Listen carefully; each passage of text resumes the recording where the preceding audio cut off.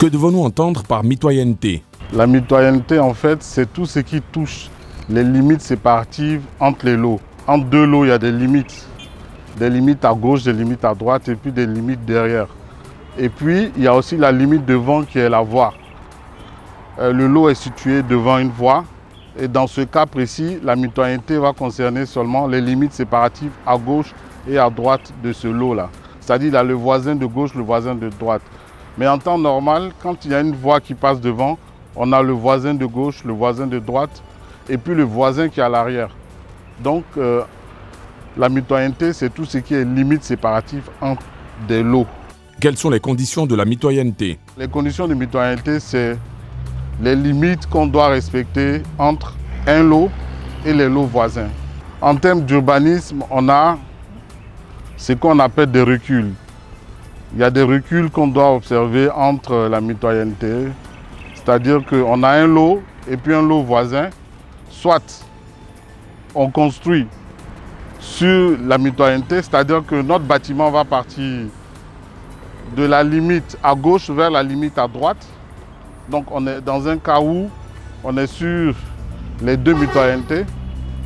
Et puis on a le cas où le certificat d'urbanisme nous dit qu'on doit respecter un recul, soit de 4 mètres par rapport à la mitoyenneté, soit on respecte un recul par rapport aux deux mitoyennetés, aux deux ou aux trois, ça dépend. Parce qu'il y a à l'arrière aussi. Quelle différence devons-nous faire entre mur mitoyen et mur privatif? Le mur privatif, on peut construire dessus si les normes d'urbanisme demandent qu'il n'y a pas de recul à respecter par rapport à la mitoyenneté.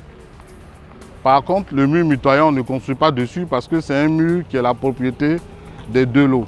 Comment sont reparties les dépenses entre voisins lorsqu'on est dans un cas de mur mitoyen? Au niveau de la mitoyenneté, chacun profite à part égale, donc on partage les charges. Généralement, les deux voisins n'ont jamais la possibilité de venir au même moment faire les travaux. Le voisin va venir 1 an plus tard, 2 ans plus tard, même 10 ans plus tard pour venir construire.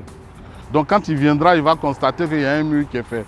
Mais le mur est fait de sorte que lui, s'il doit construire son mur, c'est comme s'il diminuait son terrain, diminuait son lot.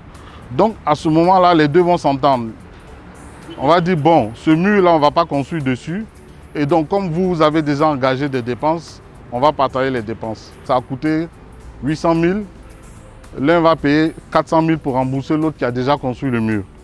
Que faut-il éviter de faire lorsqu'on partage un mur mitoyen avec un voisin? Ne pas construire sur le mur mitoyen. Parce qu'il y a des voisins qui, quand ils viennent, ils ne sont pas les premiers à venir pour 2 raisons.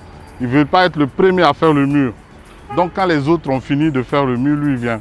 Donc il y a 3 murs, il reste le mur de devant qu'il fait lui-même. Après, il veut faire des modifications, il veut construire. Et puis, sans avertir son voisin, il commence à déjà monter encore le mur que lui n'a pas construit. Maintenant, le problème, il faut maintenant voir si ce mur-là a respecté l'axe de partage. Si ce n'est pas le cas, ça veut dire quoi? Le voisin qui vient d'arriver doit aussi faire son mur. Et comme ça, il pourra bâtir sur ce mur.